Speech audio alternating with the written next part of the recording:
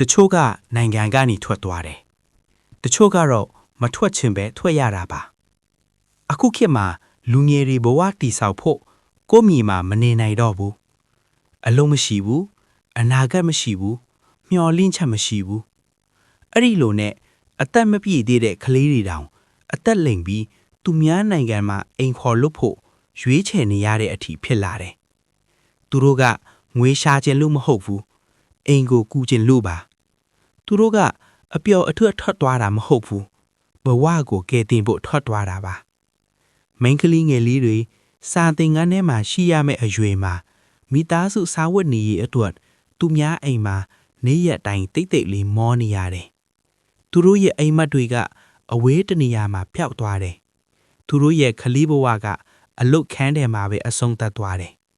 ဒီအရာတွေကိုနားထောင်ရင်ရှင်ထဲမှာနာတယ်ဘယ်သူမှမလုပ်ချင်တဲ့အရာကိုဘယ်သူမှမလိုချင်တဲ့ဘဝကိုရွေးချယ်နေရတာပါဒီနေ့အဲ့ဒီလိုဘဝနဲ့ရုန်းကန်နေရတဲ့လူငယ်တွေကလေးတွေကိုမမေ့ကြပါနဲ့သူတို့ကပျော်ရွှင်ခြင်းလို့မဟုတ်ဘူးရှင်သန်ဖို့ကြိုးစားနေတာပါ